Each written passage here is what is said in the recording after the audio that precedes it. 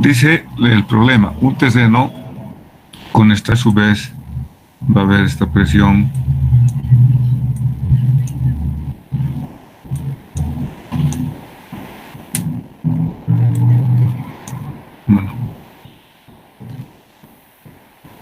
que está actuando de esta manera.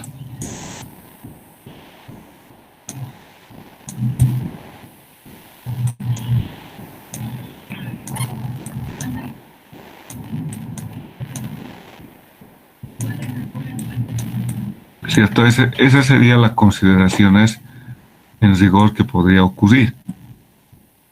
Entonces, ¿cuántos anclajes serán necesarios y qué separación tendrá?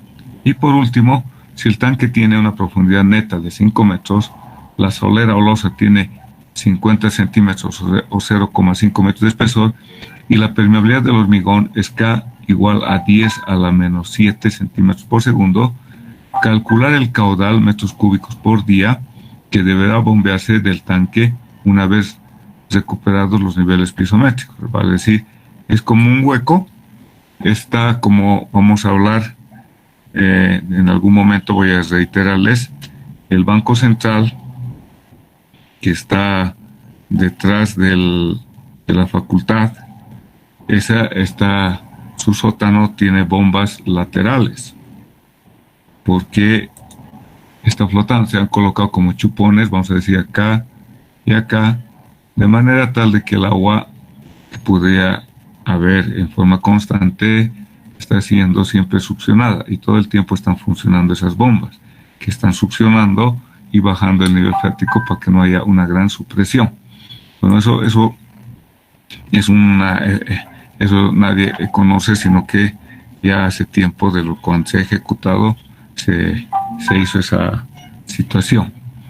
Vamos primeramente al primer punto, acá, en el que decía la profundidad máxima que se puede excavar. Recordemos un concepto importante respecto a... Hablábamos de la fuerza de filtración. Déjenme ver acá. Su planteamiento o ideas de hipótesis de partida para determinar la máxima excavación, aplicaremos el concepto de tubificación a la sección más desfavorable, es decir, el punto donde podría producirse la filtración o la tubificación. Para que la losa no flote, su presión, debido al peso, tendrá que ser mayor a 1,15 veces que la subpresión ejercida en la base por el agua. Es lo que les decía. Me va a transmitir también una cierta presión, ¿cierto? Entonces, lo que nos dice el problema, la solución es que el factor de seguridad entre esta presión y la supresión tiene que ser igual a 1,15. O también se puede aplicar el principio de Arquímedes, donde se dice que el peso de los datos del terreno, ¿cierto? Entonces, el suelo A de 10 a la menos, en el caso del hormigón está 10 a la menos 7, es más impermeable. Eso tenemos que considerar. Ahora, para poder, como tenemos aquí el nivel freático que está a 0,3 metros, o sea 30 centímetros el nivel freático, vamos a tantear primeramente una cierta profundidad X. Conocemos el área que va a ser 50 de ancho o 30 de ancho por 50 de largo, ¿cierto? Ese es el área en planta de la losa. Y acá vemos los diagramas de presiones cuando la presión total desde el nivel del terreno hasta la posición de la grava, ¿no? Los diagramas de presiones totales y la intersticial. Ok, línea punteada, y luego cuando ya hemos hecho o estamos idealizando que hemos sacado el material. Existe una diferencia de permeabilidades, está bien claro. el coeficiente de permeabilidad del estrato A, 5 por 10 a la menos 4, y de B es 10 por a 10 a la menos 3. O sea que el material B es más permeable que el material A, ¿no? La tubificación, o sea, ¿cuándo se va a ocurrir o cuándo va a ocurrir una tubificación? Cuando la presión efectiva sea cero. Vamos a analizar primeramente como que el agua pasa la grava y pasa el material B, y acá tenemos la presión del agua que está actuando de abajo hacia arriba. Bueno, ahora, acá lo que les decía, el factor de seguridad frente a la tubificación es la razón entre la presión debido al suelo en el estrato 2 respecto a la presión, ahí está, del agua que actúa de abajo hacia arriba. Bueno, entonces la presión debido al suelo en el plano 2 estamos teniendo peso específico por 8 menos la distancia x, ¿no? Gamma por z, simplemente. Y la presión intersticial en 2, vale decir, ahora acá la presión del agua que vamos a calcular considerando la teoría de el flujo que existe de abajo hacia arriba en materiales estratificados. Esto lo han debido ver en mecánica de suelos, donde se dice que el caudal que escurre de un estrato al otro va a ser el mismo, no se puede perder, y que vamos a tener una misma carga hidráulica o una diferencia de carga hidráulica. De ahí nace esta ecuación. El caudal unidimensional al que escurre a través de los estratos va a ser igual a la velocidad por el área, ¿cierto? Donde la velocidad es el coeficiente de permeabilidad por el gradiente hidráulico. Y el gradiente hidráulico I es la diferencia de alturas de agua dividido la longitud de suelo que escurre. Entonces acá el caudal del agua que pasa por A va a ser igual al caudal del agua que pasa por B. Entonces reemplazamos valores y vamos a calcular tomando como plano de referencia la altura piezométrica, H1, H2 y H3. Las alturas piezométricas tomando desde el plano 3 como referencia, es la altura geométrica más la altura de agua, ¿cierto? En el plano 2 tengo la altura geométrica más la altura correspondiente a la presión del agua dividida la altura, está expresándose en alturas de agua.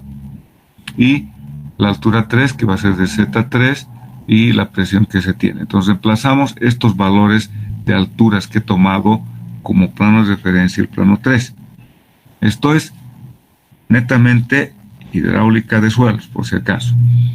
Reemplazamos en esta ecuación que hemos igualado los caudales A con el caudal B.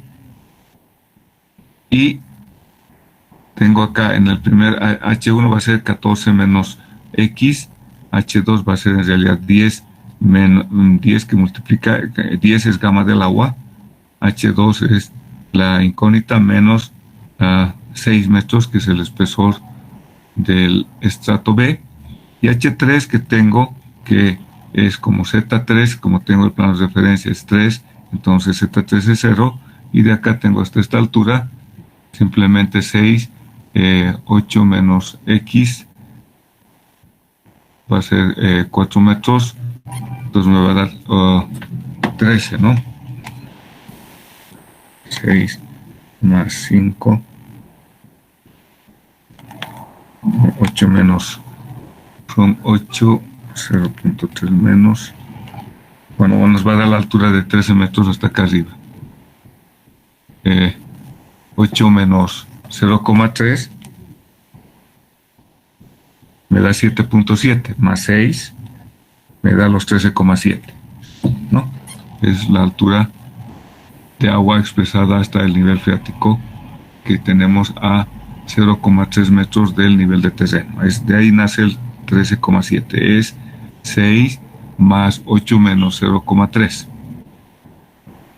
Entonces reemplazamos esos valores en la ecuación de que hemos igualado los caudales, y voy a hallar acá una ecuación de las presiones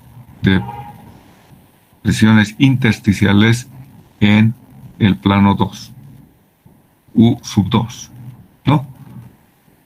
El factor de seguridad contra la tubificación, acuérdense que hemos dicho, es la presión vertical dividido la presión de poros que actúa acá, en el punto 2. Entonces, eso es lo que estoy reemplazando acá. Tengo 19.5 por 8 menos X, que es sigma 2. Y en la parte inferior tenemos la presión de poros U2, que es este valor. 856 menos 107 por X dividido 11 menos X, ¿no? Y eso igualamos a 1,3. Entonces tengo una ecuación de segundo grado. Y acá simplemente es trabajar un poco y obtenemos bajo, analizamos por el principio de Arquímedes.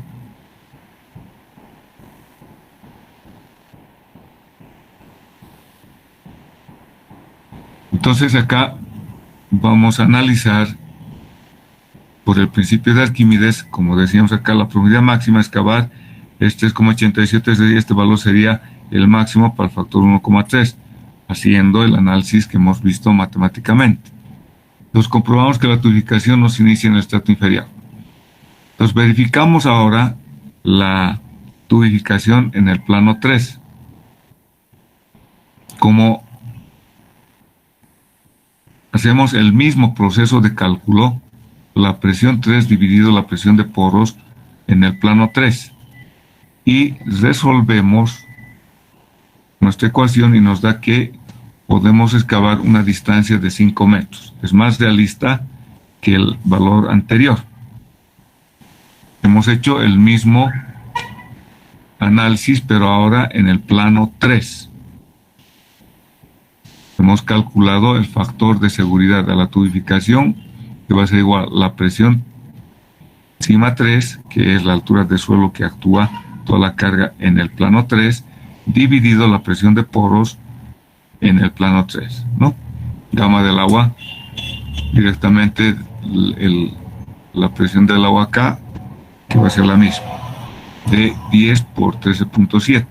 Y arriba la presión del vertical, que es 19,5, que es el gamma del peso específico del suelo A, por 8 menos X, y 20, que es el peso específico del suelo B, por 6 metros de espesor, ¿no? Gamma por Z nos usamos. Y eso hemos igual a 1,3, y de acá obtenemos el valor de X. Y me da acá con esta ecuación el valor de 5 metros que podemos excavar. Anteriormente lo que hemos hecho era calcular qué ocurría el factor de seguridad a la tubificación en el plano 2. Y nos decía que solamente podíamos excavar 3.7 metros. Pero la tubificación no va a comenzar de acá del plano 2 porque tenemos una mayor permeabilidad, sino que va a comenzar a partir del plano 3 o del suelo 3 porque tiene su permeabilidad mucho más baja, entonces luego puede escurrir con mayor énfasis en este espesor. Ok, eso entonces hemos demostrado que en 16 metros se producirá sifonamiento. ¿Por qué? Porque con el anterior cálculo que hemos hecho, como máximo se nos permite 5 metros de excavación del terreno A. Entonces no se podría excavar 6 metros. Se podría evitar la tubificación rebajando el nivel piezométrico. Esto sí se puede resolver. Se podría evitar la tubificación rebajando el nivel piezométrico, bombeando desde el límite de las gravas o desde el contacto entre los dos estratos. De alguna manera, como les digo, puedo colocar acá unas bombas laterales a la excavación y bombear de manera tal de que rebajo el nivel freático. Esa es otra solución. Vamos entonces de techo a piso. El peso específico es 25 kilogramos metro cúbico. El factor de seguridad es 1,15 contra la flotación y no tendrá en cuenta el peso y fricción de los muros laterales. Lo que les dije, acá no vamos a tomar en cuenta esta consideración, ¿no? Entonces tenemos acá la presión del agua que se transmite.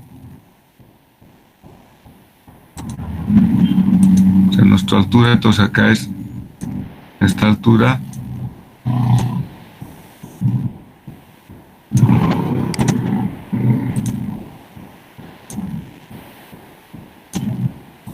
5,5 y tenemos una presión del agua de abajo que va a ser igual a la presión vertical dividido la presión de poros que existe en el plano o en la interfase entre la losa de espesor E y el suelo, que tiene un peso específico de 19,5 y un coeficiente de permeabilidad de 5 por 10 a la menos 4.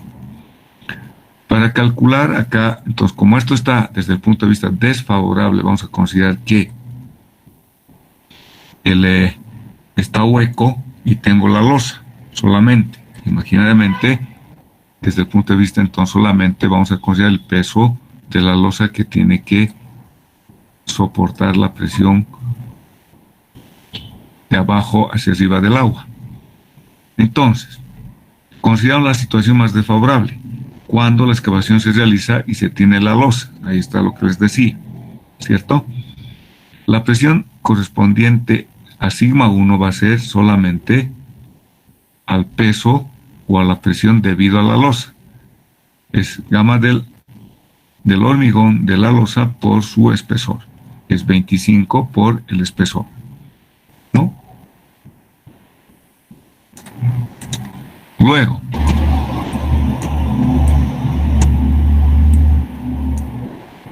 se transmite, bueno, pues si usted quiere un puntito acá, la presión del agua está en todas las direcciones, porque es una presión en este instante como una foto, ¿no? Entonces está calculando el gamma del agua más este espesor.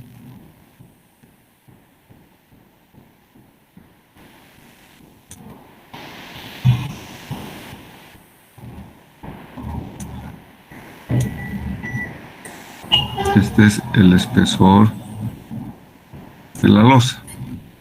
Y entonces la presión del agua va a ser igual a 5.2 más el pequeño espesor E, y que se transmite de abajo hacia arriba, ¿no? Nos da entonces 52 más 10 veces E. Entonces de acá calculamos el factor de seguridad de la flotación, nos dice que tiene que ser 1,15, y tenemos acá una ecuación con una incógnita. De acá resolvemos y nos dice que el espesor de la losa tendría que ser de 4,4 metros, una locura, ¿cierto? Entonces, como respuesta desde el punto de vista constructivo, este espesor de losa es excesivo, obviamente. En la realidad, para evitar los problemas de flotación, cuando el tanque esté vacío, habría que estudiar otras posibles soluciones. Colocar un espesor de losa de 4,4 metros es demasiado grande el espesor. Entonces eso no se podría realzar.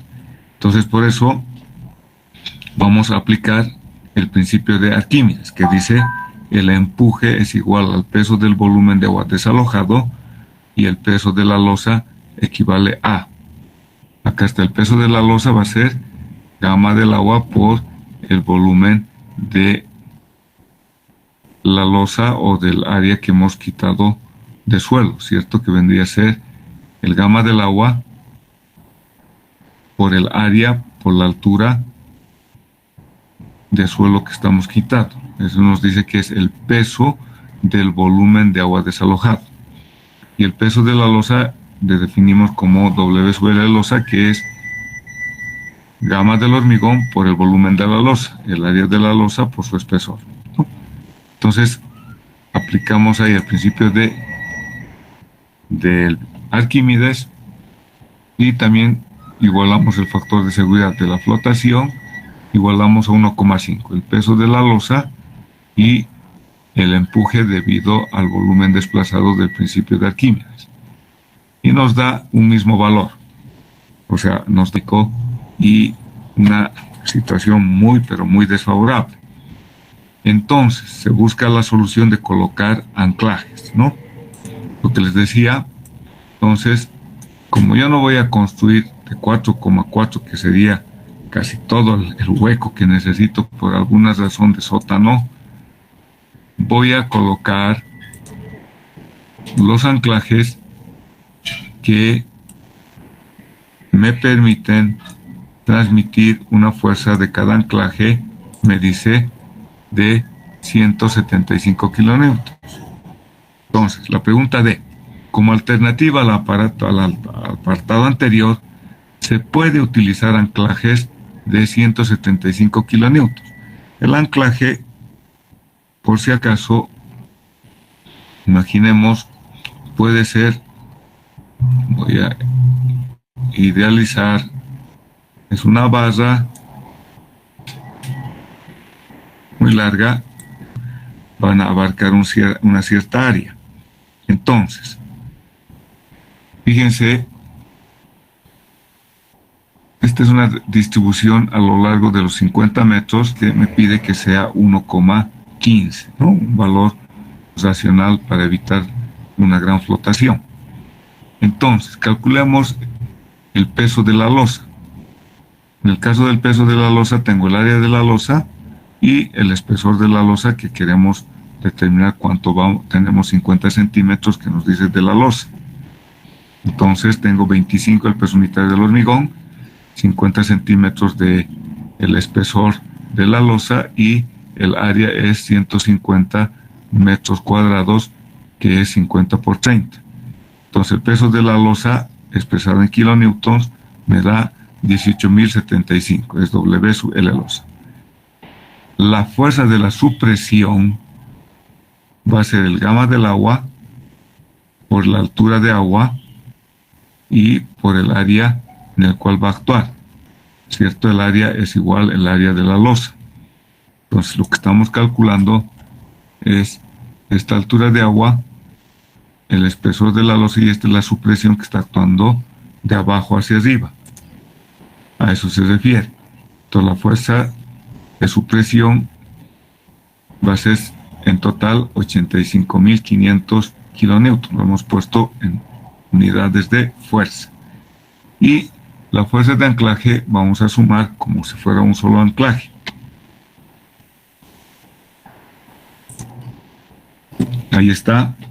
Tenemos que el factor de velocidad frente a la flotación nos dice que va a ser la fuerza o el peso de los anclajes. Multiplicamos 85.500 por 1,15 y les resto los 18.700. Una fuerza mínima de anclaje que tengo que tener de 79.575 kilonewtons. Entonces, ¿cuántos anclajes voy a colocar? Si un anclaje me va a otorgar una fuerza de 175, las 79.575 kilonewtons que necesito lo voy a dividir entre los 175 de un anclaje.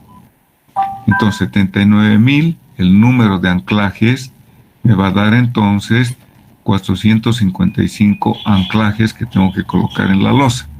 Era que habíamos visto acá, esta era la losa y hemos calculado cuántos anclajes tengo que colocar en toda la losa, porque es grande, ¿no? 50 metros es casi media cuadra y 30 metros de ancho, es bien grande.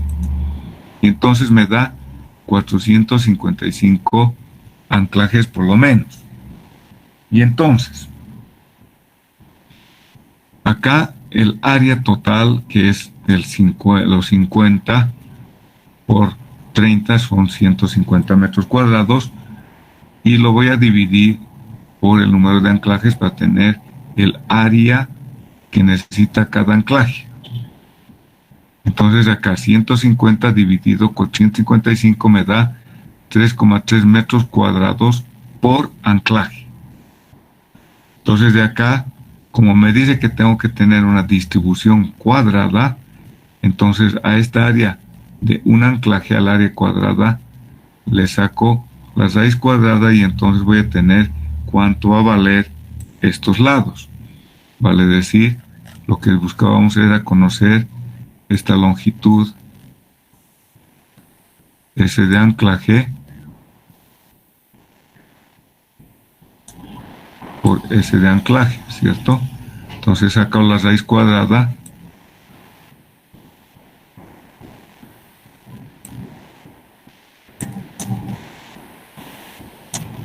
de anclaje. Entonces necesito que el área para cada anclaje tenga 1.8 metros cuadrados, ¿no? Entonces, fíjense, acá tenemos que colocar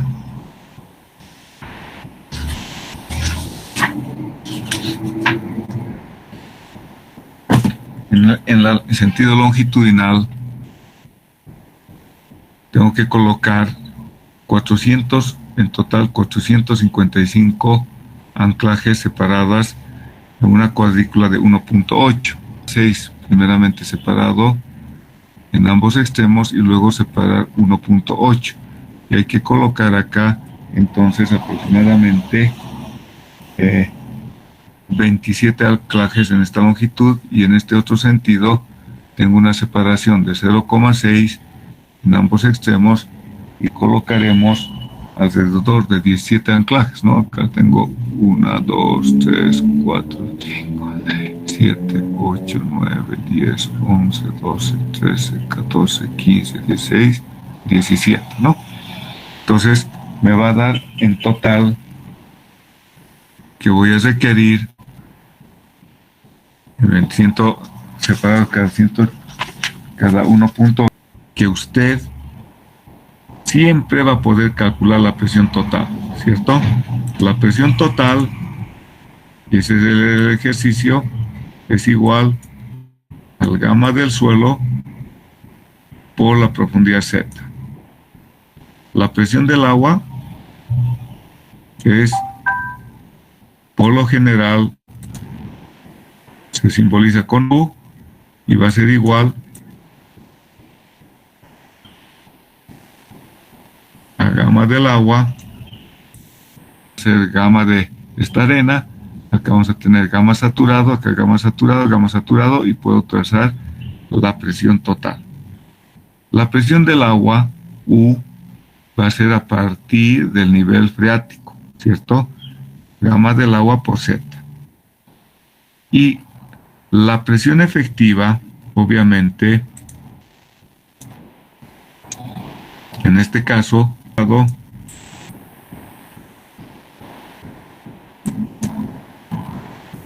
menos gamma del agua.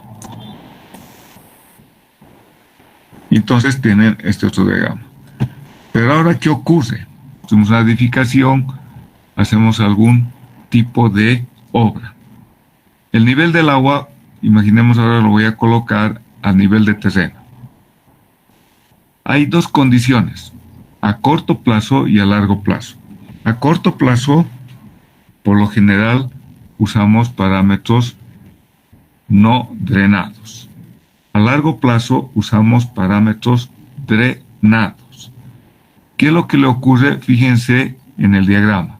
La presión total acá va incrementada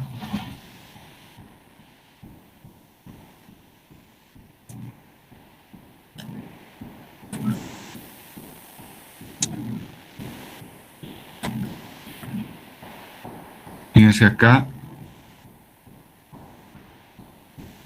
este es el terreno,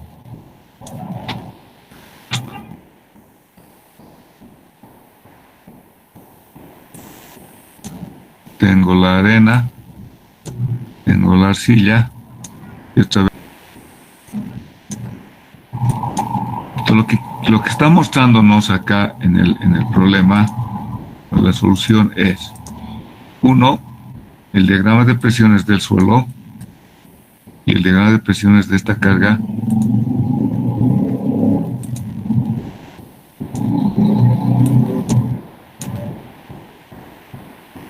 me está mostrando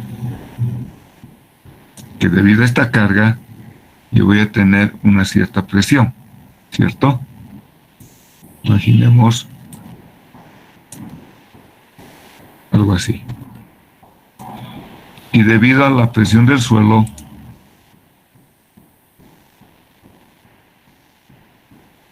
voy a tener, imaginemos algo así. Entonces está acá superponiendo los efectos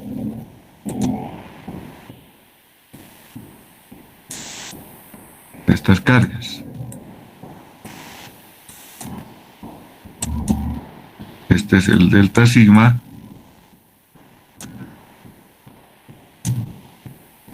Y este va a ser el efecto de la presión vertical del suelo. De manera tal de que acá ya lo está superponiendo. Y en el caso de arcillas, en el caso de tener estratos arcillosos, fíjense que acá la presión de poros tiene o sufre un pequeño incremento. ¿Por qué? A corto plazo se ve una línea punteada que corresponde a un incremento de presión y que a largo plazo tiene que volver a su estado del diagrama en línea continua. ¿Por qué? Porque se va a ir disipando esas presiones de exceso de presión. Las presiones intergranulares a largo plazo son las que van a tomar la carga, que es el delta sigma. Entonces el delta sigma a largo plazo, ahí está, va siendo tomado por las partículas.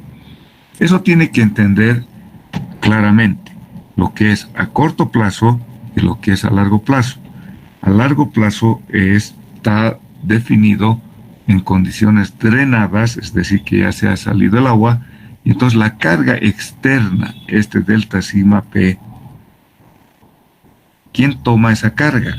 Pues toma la parte estructural o granular del suelo.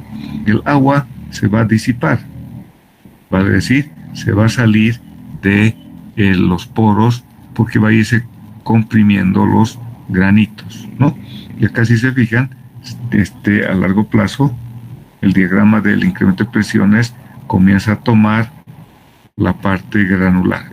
Este pequeño rectángulo del U va a ser disipado, entonces esta carga que antes equilibraba, ahora la está tomando la parte granular.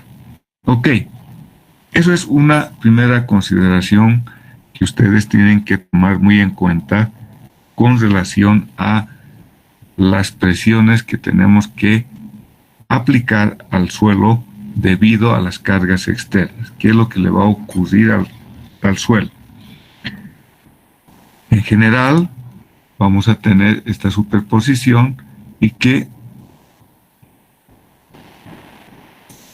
eso hemos demostrado debido a su bulbo de presiones, ¿cierto? A medida que voy ingresando, las presiones son menores, pero cerca a la carga, las presiones se incrementan. Entonces vamos a ver primeramente la teoría de Boussinesq por z al cuadrado y un término entre corchetes a las 5 metros, ¿no?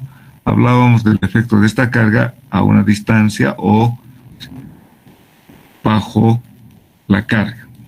El valor de R que está en el plano XZ es la raíz cuadrada de X al cuadrado más Y al cuadrado.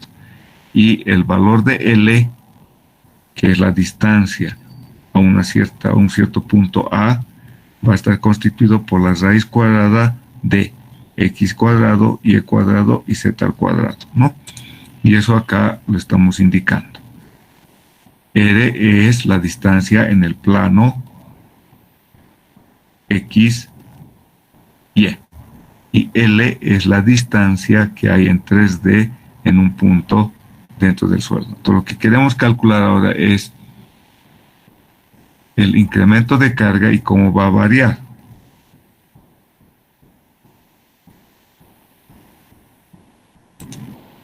Entonces, ¿qué dice el problema?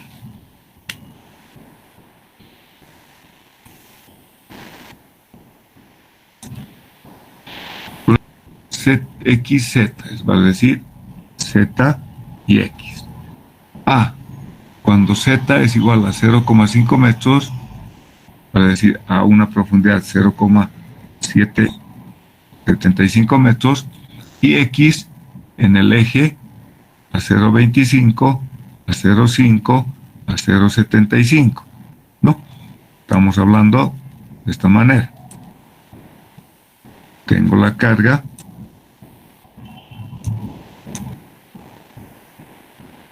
P, y este es el eje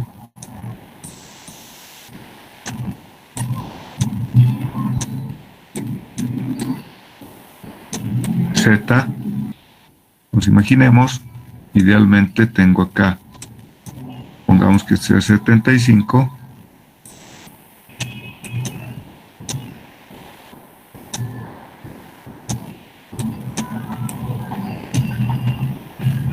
y nos pide de 0.25 a 0.5 y hasta 0.75. Entonces fíjense acá la ecuación general que tenemos. Decíamos que el incremento de la carga sigma era igual a 3 veces P sobre 2pi por z al cuadrado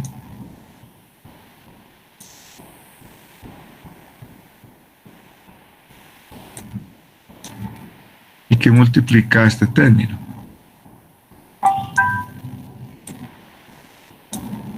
Uno más R sobre Z, todo esto elevado al cuadrado de x cuadrado más y al cuadrado, como y es 0, entonces R es igual a X, en primer lugar. Y entonces, acá en nuestra ecuación, como tengo la carga P, que vale 550, pues directamente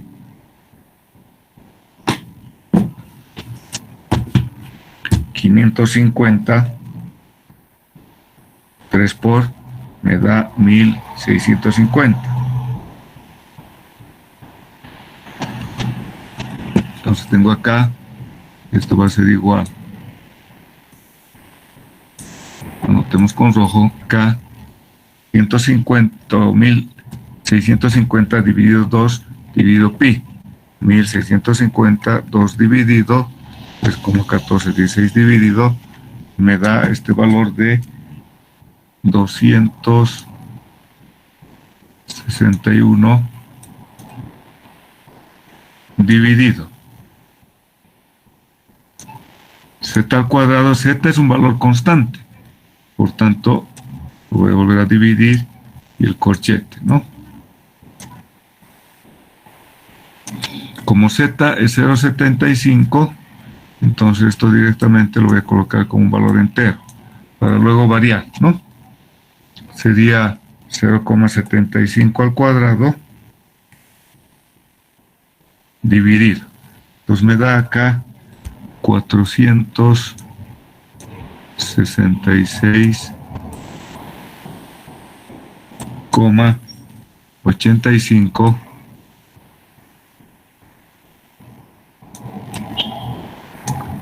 dividido 1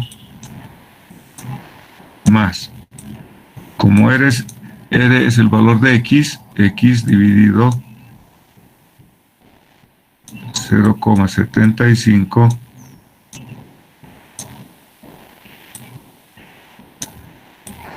esto elevado al cuadrado y todo elevado a la 5 medios, ¿no? Entonces acá lo que hacemos es tomar los valores de X, ¿cierto? Ahí está lo que hemos hecho el cálculo. Entonces tomado X 0.25 de distintos valores, para un lado positivo, para un lado negativo, simplemente para poder tener valores acá, como ven en el gráfico, tomo valores desde 0 hasta 1.25, positivo o negativo, ¿cierto? Y voy calculando los valores, fíjense, para menos 1.25 y 1.25 me dan los mismos valores, 16,83. Entonces acá usted dibuja el incremento de carga que se tiene. 16, luego tenemos para 1, tengo 36, y a medida que me voy acercando al eje de la carga, que es a la cota 6, 0, me da 466, lo cual es correcto, ¿cierto? Si esto es 0, entonces, si x es igual a 0, me queda 1, entonces esto me da el valor de 466.85, ¿no? De ahí nace el valor de 466.85. Entonces, lo que primero estamos mostrando es que las presiones en sentido horizontal, a medida que me alejo del eje de la carga, su efecto va siendo más pequeño. Eso es bien importante. Y luego veamos entonces ahora cómo realizamos. El punto B me dice cuando x es igual a 0 y cuando x es igual a 1,5. Para z, valores de 1, 2, 3, 4, 5, o sea, para x igual a 0 y 1,5 y z voy variando. Entonces acá vamos a ver la otra tablita. Cuando x es igual a 0 y 1,5, vamos a esta otra tabla. Cuando x, vamos a valorar cuando para z es igual a 0,01, estoy calculando delta sigma es igual a 3 veces P sobre 2pi por z al cuadrado. He pasado acá delta sigma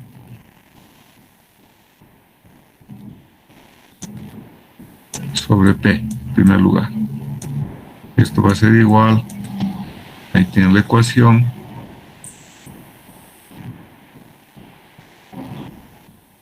he despejado, he pasado acá, este término lo he pasado a aquel lado, ambos elevados a la 1 sobre 5, y acá también elevamos a la 1 sobre 5, y paso al otro lado con el signo negativo. Despejamos de acá el valor, en vez de cuadrado, se va a simplificar, y hallo esta ecuación donde x igual a z, todo entre corchetes, y elevamos los distintos valores.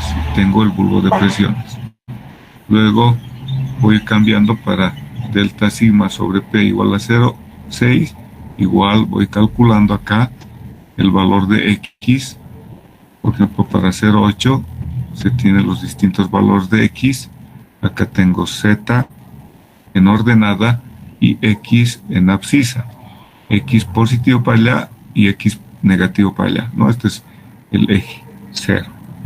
Entonces, se obtiene de esa manera los valores del bulbo, los bulbos de presiones, ¿no? Esta es una manera en la cual estoy mostrando para poder trazar. Ok. A ver, el ángulo beta estaba constituido por las líneas que unían al punto A, líneas punteadas, formaban un ángulo beta. El ángulo delta es el ángulo correspondiente a la línea que actúa el incremento de carga vertical y la línea punteada del vértice derecho hasta el punto A. Entonces, las otras coordenadas son en función simplemente de la distancia x y la profundidad z, ¿cierto? El cálculo acá, como usted ve en el ejemplo, ahí tiene la ecuación, ahí tiene la manera también de calcular. Dice, con referencia a la figura, se da que Q es 200 kilonewton por metro cuadrado es porque es carga repartida por profundidad que tenga el muro de sostenimiento.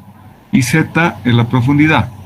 Determine el incremento de esfuerzos verticales en X más menos 9 metros, más menos 6 metros, más menos 3 metros. Y 0, o sea, debajo de la carga. Y dibuje una gráfica del incremento de presiones versus X. Entonces, acá lo que tiene que tomar en cuenta en esta ecuación, que beta tiene que introducirlo en radianes. Eso es algo bien importante. El delta lo mismo lo puede calcular tranquilamente teniendo ya las coordenadas Z y X. Por tanto, el ángulo delta también lo puede calcular. El ángulo beta lo mismo, tenemos el ancho B, por tanto tengo la profundidad Z, tengo el triángulo, el rectángulo y puedo calcular el ancho B beta. Para introducir en la ecuación, acuérdense que este ángulo beta tiene que estar en radianes. No se olviden, porque todo puede estar en grados. Les va a dar cualquier cosa. Entonces, viendo la tabla que se calcula, simplemente haciendo la razón, 2x sobre b, 2z sobre b y calculamos delta sigma sobre la carga repartida. Calculamos el incremento de carga, 3.42, 15.6, 96 y 163.66. Esto, fíjense en el gráfico, debajo del eje tengo la mayor presión vertical o la mayor tensión vertical, si usted quiere. A medida que me alejo, lo mismo, el valor tiende a reducirse. Entonces, la teoría del método empírico no es tan cierta, ¿cierto? Volvemos al método empírico, pues les digo que ese método es un método bastante somero. ¿Por qué? Le indica lo siguiente. 1. Abarca el área de la acción de la carga repartida casi debajo de esta área. ¿Por qué? Porque el ángulo 1 en 2 casi forma 26 grados. Y la carga o el incremento de carga vertical es una carga repartida. Y estamos demostrando, tanto por la teoría de Boussinesq como por la ecuación empírica, esta la de carga repartida, de que la carga se distribuye mayor debajo del centro y a medida que me alejo va disminuyendo. Eso tiene que tomarlo en cuenta cuando usted analiza los efectos de la carga debajo del elemento o donde esté la carga repartida, ¿no? El máximo debajo del centro y a medida que me alejo va disminuyendo. Veamos un problema sencillo con el efecto de superposición. Dado que estamos calculando la figura 2.2, 5.2, está uniformemente cargada, ¿no? Ahí tienen, es un rectángulo con un semicírculo de radio 1,5, el rectángulo mide 8 metros y el ancho es 3 metros. Si la carga es 150 kilonewtons por metro cuadrado, determine el incremento del esfuerzo vertical debajo del punto A. Fíjense que el punto A está justamente en el centro del semicírculo o debajo del semicírculo. Y el punto A está a 3 metros de profundidad. Esquemáticamente, la carga repartida tenemos acá 150 y lo que hacemos es dividir en 3 áreas, ¿cierto? Ahí están las 3 áreas. Estamos calculando. Debajo del punto A tengo un rectángulo de ancho 1,5 y largo 8. Y por el otro lado también es la misma figura simétrica que calculamos bajo el método de Fadum. La primera figura vamos a calcular con la ecuación de Boussinesq, o en realidad la de Boussinesq, pero de un área circular, que es esta. ¿cierto? Nos dice la carga Q y el incremento de carga vertical. Entonces, acá se considera, acuérdense que este incremento de carga es la circunferencia visto en planta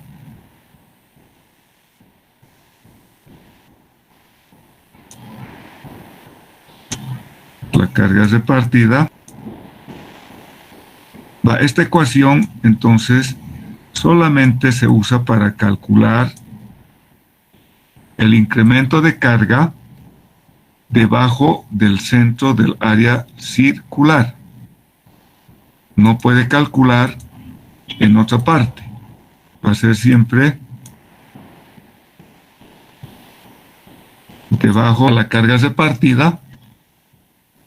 Entonces tengo para calcular, tengo el radio, Z son 3 metros, ¿cierto? Acá tengo Z igual a 3 metros. La carga Q vale 150.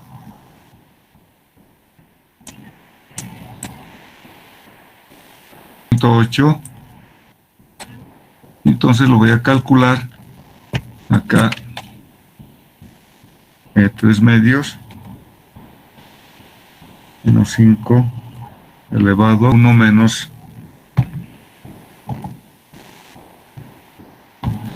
0,284, ¿no?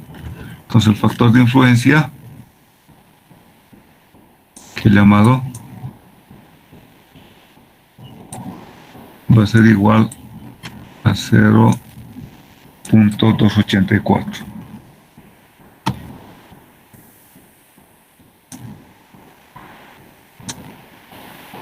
A 67 kilonewton. Acá estamos usando la mitad, porque es la mitad de la circunferencia. Entonces voy a dividir este valor en 2. Y este va a ser el incremento de carga que corresponde a la mitad del área circular. Entonces dividido 2 me da 21.33. Entonces, acá tenemos, en realidad, 21.33 es el valor que corresponde al área circular, ¿cierto? Acá estamos mostrando en FADUM, ¿qué nos dice? FADUM indica que hay que calcular, como es simétrico, tengo N, que vale L sobre Z,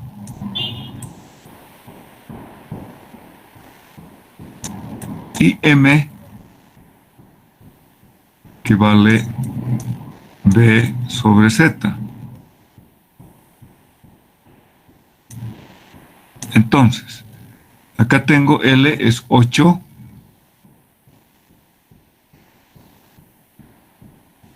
Tengo 8 dividido 3.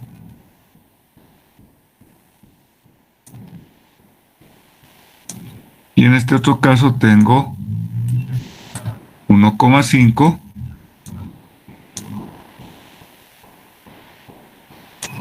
dividido 3. Entonces ahí tienen los valores de N, que vale 8,3 partido por 3, 2,67,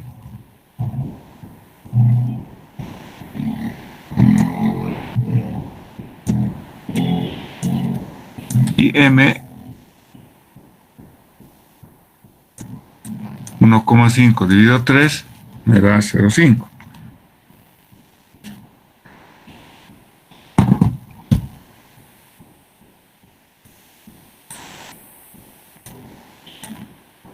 Ok, con estos valores, entonces yo me puedo ir 1. Si nos vamos a la teoría,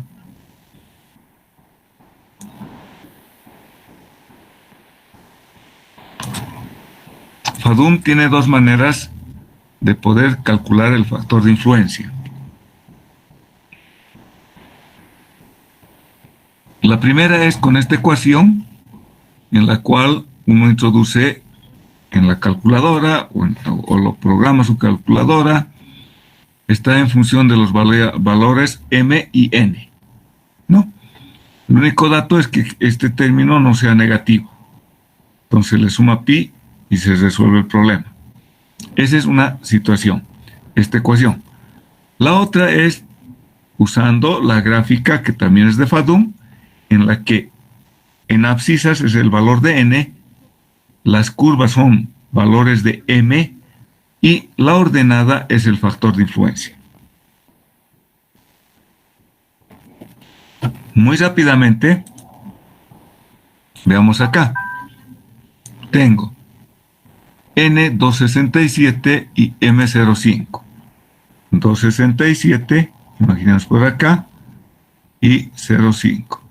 Me voy acá hasta este gráfico. M igual a 0,5, me voy hasta este valor, 0.13 y algo, ¿no? A ver, 2. Acá, 0.13, 4 más o menos, ¿no? Y entonces, de esa manera, acá tengo 0.13,8. Bueno, entonces sacamos el valor del factor de influencia. O sea, con estos dos términos,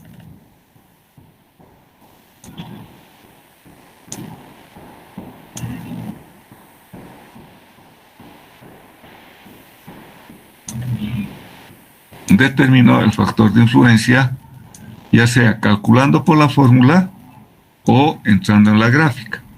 Cada uno calcula acá 0,138.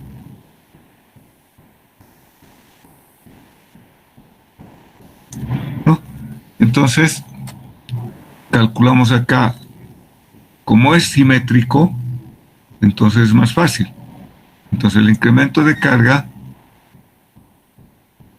debido al área rectangular va a ser igual a la carga Q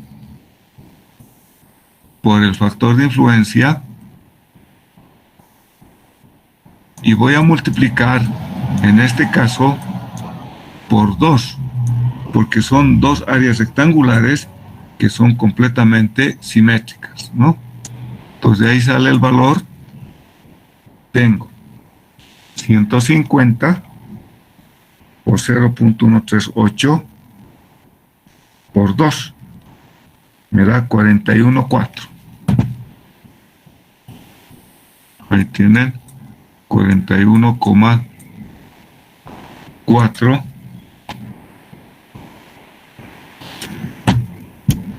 kilonewtons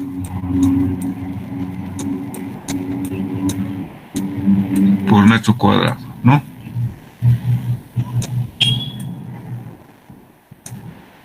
Entonces, sí. Entonces acá se ha aplicado 1, un área circular y 2, las áreas rectangulares, aplicando la ecuación de Boussinesq para un área circular y la ecuación de Fadum. Vamos a otro problema, el método de Fadum, y vamos a ver el método de Newmark para poder resolver y aplicar el principio de superposición. Fíjense, 4,3 tiene una forma como L y que el punto A esté en un vértice, ¿no? Apliquemos el método de Fadum. Fíjense acá, en el método de Fadum vamos a ver la primera figura que tiene un ancho de 4 metros y un largo de 7 metros, que llamamos A1. La segunda figura va a ser un ancho, la figura de 5 metros de ancho y el largo de 7 metros. Pero como el área de 3 metros y 5 de ancho no existe, entonces le voy a restar un área con carga negativa. ¿Me vale decir? O calculamos el factor de influencia, ya este factor de influencia lo voy a restar al área 2. Entonces el área 3 va a ser de 5 metros de ancho y 3 de alto. De manera tal de que la superposición de estas dos figuras me da la losa real, ¿cierto? Entonces, vamos por partes. La primera losa y tiene un largo de 7 metros, ¿no? Entonces tenemos acá el valor de B, perdón, el valor de M es B sobre Z, y el valor de L es el valor de N es L sobre Z. Entonces M va a ser, con estos dos valores calculo el factor de influencia. 4, me voy al 0,8,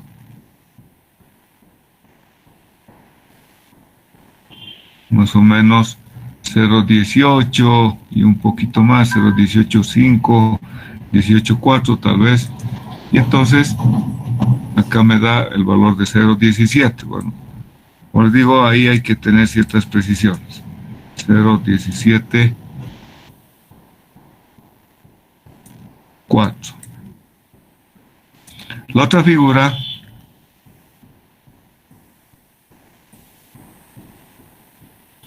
que nos dice qué es.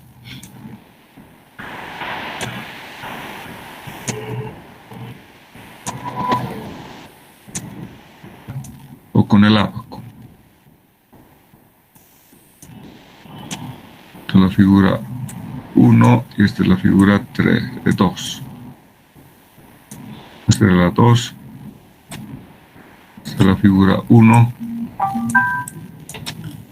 Y entonces, veamos a ver la gráfica. Tengo N14 y el valor de M es 1. Entonces 1,4 hasta 1, acá es el valor de 1.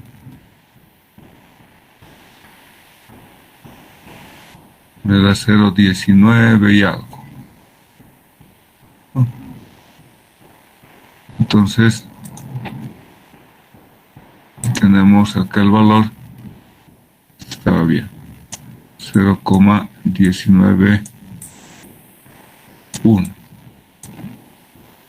Y por último, la última gráfica, el último rectángulo, que vendría a ser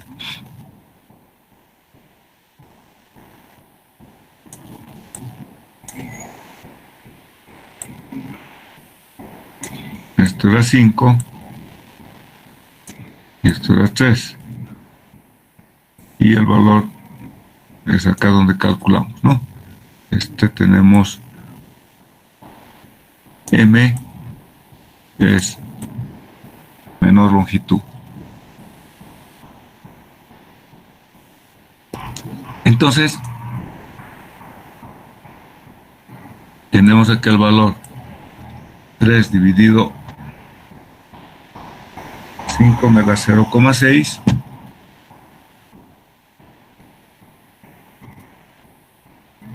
Y esto es 1, ¿no? Y con esto sacamos, este es el área 3, el factor de influencia 3. Incremento de presiones, y acá es donde tengo el factor de influencia 1 más el factor de influencia 2 y les restamos el factor de influencia 3. Vale decir, pues acá es 57.3, ¿no? Entonces 25 lo redondeo a 3. Entonces el valor que tendríamos. En Newmark,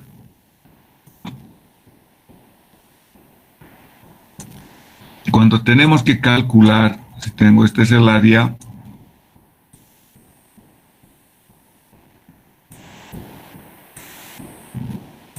y nosotros queremos calcular en este punto la presión, ¿cierto? Acá hay la carga Q. Y en corte, por ejemplo, voy a colocar algo así. Sería algo así, ¿no? Donde está la carga.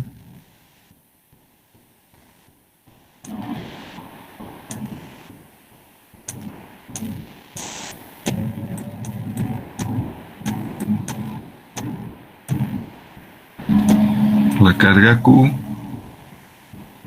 Y el punto A, y estamos a 5 metros. Esto es 5 metros. Y ahí está el punto A.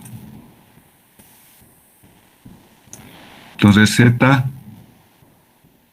nos dice que es igual a 5 metros. Entonces, ¿qué quiere decir? Que esta magnitud que usted está viendo, esta escala que tenemos en todos los gráficos de Newmark de los diferentes libros, le está dando la escala para usar este gráfico. O sea, este gráfico uso con esta escala. Eso, la distancia AB, esta magnitud, AB, es el valor de 5 metros. Entonces yo puedo dibujar como tengo acá mi gráfica. Tengo la gráfica que es 975. Dejémoslo copiar. Tengo acá el ancho 9 metros. Acá tengo 4 metros. Entonces, considerando esta escala, que la longitud AB vale 5 metros, voy a dibujar en este gráfico, bajo esa escala, la plateíta o la losa. Cada área, recordemos, que está entre 2 círculos y 2 radios, tiene una influencia de 0,05. A eso se refiere este valor. El valor de influencia del gráfico de Newmark representado por la figura es de 0,05. Eso ya lo hemos demostrado. Y entonces coloco el punto donde yo quiero conocer la presión o el incremento de presión debido a la carga externa, lo dibujo acá en el gráfico de Newmark bajo esta escala. Quiere decir que esto vale 9, esto vale 7, esto vale 4, esto vale 3, y el punto A lo coloco en el centro, donde quiero calcular el incremento de carga a los 5 metros de profundidad. Entonces, voy a contar el número de áreas que influye mi gráfica en color azul. Y se hace algunas áreas un estimado. En este caso, fíjense acá, tengo 45 áreas, ¿cierto? Vale decir que acá 1, 2, 3, 4, 5, 6, 7, 10, 11, 12, 13, 14, 15, 16, 17, 18, 19, 21, 22, 23, 24, 25, 26, 27, 28, 29, 30, 31, 32, 33, 34, 35, 38, 39, 40, 41, y estos redonditos 42 lo van redondeando y van a llegar a 45 áreas aproximadamente, por eso se dice aproximadamente. Y entonces la ecuación para calcular sabemos que va a ser, y acá estamos con 56.7, casi 57. O sea, la diferencia, por decirles, no es gigantesca. O sea, ¿cuánto es el error? El método de Fathum es más exacto, 57.3, y calculemos menos 56.7 y lo dividamos entre 57.3, multiplicamos por 100, me da un 1% de error, ¿no? De diferencia entre el método de Newmark y el método de Fathum, lo cual quiere decir que no estamos tan alejados de la realidad. Entonces ahí tienen el método que hemos visto de el principio de superposición con Fathum y la aplicación del método de Newmark, ¿no? Y acá hay otro ejercicio por el método de Fathum igual, aplicando el principio de superposición. Quiere decir, es acá muy sencillo.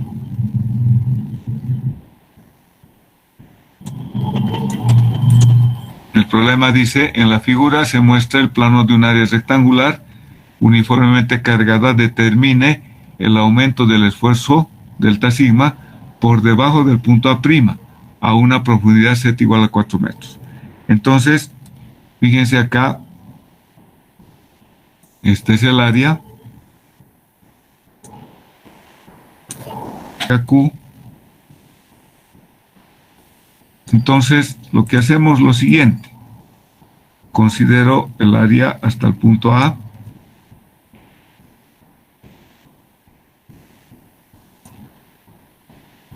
Entonces esto va a tener 4 metros. Y voy a restarle acá esta área. 4 metros por 3. Y acá tengo esta área. Voy a colocar en color verde.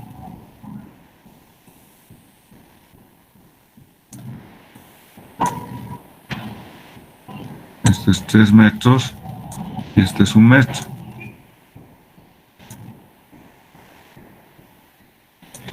Todo lo que está mostrando acá es justamente el área, acá el punto A y acá el punto A.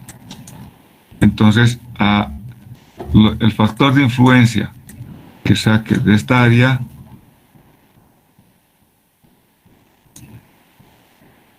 voy a restar.